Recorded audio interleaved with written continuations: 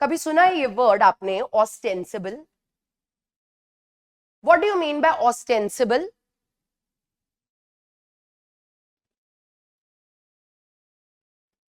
Ostensible और उसको थोड़ा सा और जो मुझे भी समझ आया। यस, लुक्स लाइक, यस, जो उस तरीके से एपरेंटली ऐसा हमें लगता है बट होता नहीं है। और अगर ऑस्टेंसिबल के साथ ओनर वर्ड हम यूज करें तो what he said is exactly correct. Something, someone who looks like an owner but he is not an owner. Ostensible का मतलब होता है लुक अलाइक, एपरेंट, कि दिख रहा है, जैसा दिख रहा है उसके अकॉर्डिंग कोई पर्सन ओनर है। बट क्योंकि ओनर के पहले ऑस्टेंसिबल वर्ड यूज हुआ है तो एक चीज तो श्योर है कि एक्चुअल ओनर तो नहीं है। क्योंकि अगर एक्चुअल ओनर होगा तो उसको फिर हम ऑस्टेंसिबल क्यों बोलेंगे? वो सिर्फ ओनर दिख थोड़ी रहा है, वो तो एक्चुअल में ओनर है, तो उसको तो ओनर बोलेंगे ना। ही इज कंसिडर्ड एज, या तो उसको हम रियल ओनर बोलेंगे या फिर हम उसको ओनर बोलेंगे।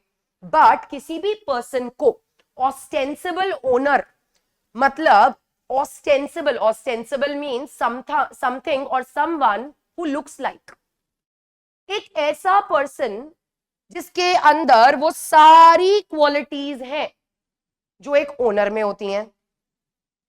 एक ऐसा पर्सन जो on the face of it, prima facie, on the face of it, आप अगर देखोगे जो भी आपके सामने फैक्ट्स एंड सर्कमस्टांसेस है, उस फैक्ट्स एंड सर्कमस्टांसेस के अकॉर्डिंग आप बोल दोगे नहीं नहीं 100% यही पर्सन ओनर है, एक्चुअल ओनर है।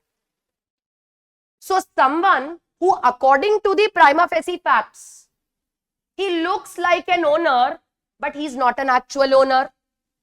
कोई ऐसा पर्सन जिसको आप according to the existing facts आप बोलोगे यही ओनर है, बट एक्चुअली में that person is not the real owner of the property, ऐसे लुक अलाइक ओनर को बोला जाता है ऑस्टेंसिबल ओनर। अब जनरली क्या होता है, किसी भी पर्सन को आप किसी प्रॉपर्टी का ओनर बोलते हो, जैसे फॉर एग्जांपल उसका प्रॉपर्टी के पेपर्स में उसका नाम है कि इसके नाम पे प्रॉपर्टी है। हमेशा यही होता है, जब आप कोई भी प्रॉपर्टी परचेज करते हो तो टाइटल डीड देखते हो, चेक करते हो, चेन ऑफ डीड देखते हो, चेन ऑफ टाइटल देखते हो। तो टाइटल डीड पे भी उसी पर्सन का नाम है, क्योंकि लुक अलाइक की बात हो रही है, मतलब he has all the indications of being an owner, but still law does not consider him as the real owner, इसीलिए तो उसको ऑस्टेंसिबल ओनर बोला गया है। मतलब हो सकता है कि टाइटल डीड पे उसका नाम हो सकता है म्युनिसिपल रिकॉर्ड्स में भी उसका नाम हो। म्युनिसिपल रिकॉर्ड्स का मतलब है कि टैक्सेस पे होते हैं, the owner pays the taxes, yes और no, the owner pays the government dues, the public dues, yes और नो।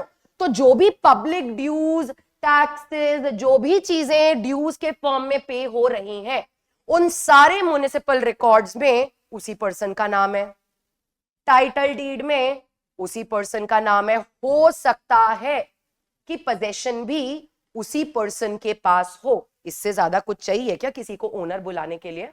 आप जब कोई, आपको अगर चेक करना है कि ये पर्सन इस प्रॉपर्टी का ओनर है या नहीं, सबसे पहले तो प्रॉपर्टी के पेपर देखोगे कि उसमें किसका नाम है, उसमें भी उसी का नाम है।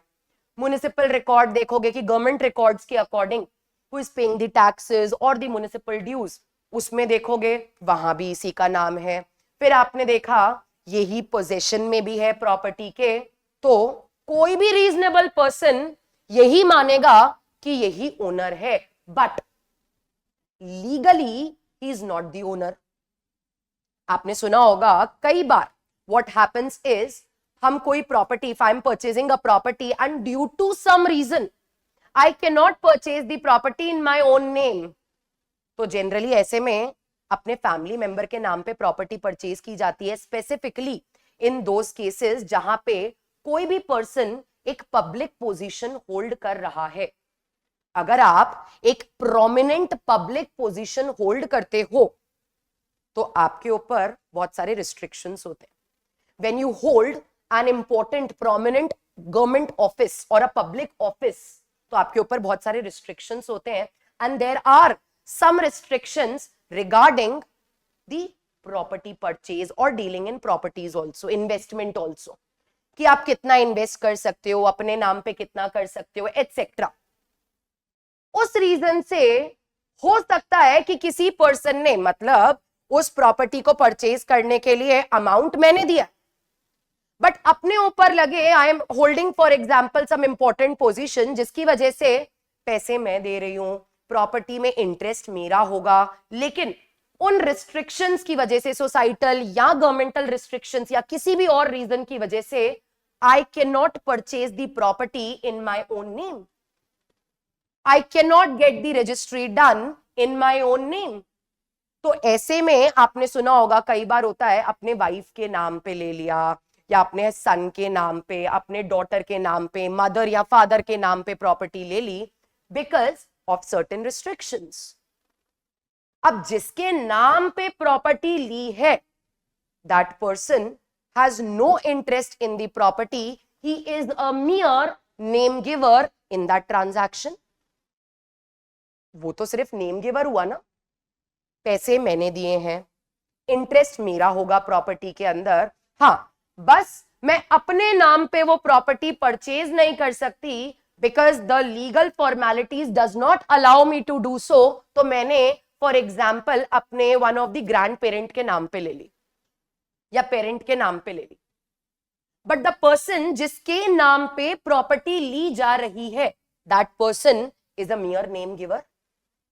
उसका प्रॉपर्टी में कोई इंटरेस्ट एज सच नहीं है, यस और नो, द पर्सन. लेकिन अगर आप देखोगे टाइटल डीड पे उसी का नाम है, रजिस्ट्री में उसी का नाम है. अब ऑफ कोर्स जब टाइटल डीड पे उसका नाम है तो म्युनिसिपल रिकॉर्ड्स में भी उसी का नाम जाएगा. But whether that person has the intention to own the property or not, yes और नो? नो. क्या उस पर्सन की जिसके नाम पे मैंने प्रॉपर्टी ली है, क्या उसकी इंटेंशन है to own the property? No. That person is a mere name giver. I am paying the consideration, I have the intention to own the property, but I cannot purchase the property in my own name. लेकिन intention to own the property, intention to exercise an interest upon the property, वो तो मेरा ही है. हाँ, लेकिन मैं उसकी owner दिख नहीं रही हूं, दिख तो कोई और ही रहा है कि वो ही ओनर है, क्योंकि हर जगह पे उसी का नाम है. तो एक ऐसा पर्सन जिसका नाम हर जगह पे है as being the owner of the property, municipal records, title deed, registry, everywhere his name occurs as the owner of the property, but that person is a mere name giver. That person does not have the intention to own the property at all. उसको बोला जाता है ostensible owner.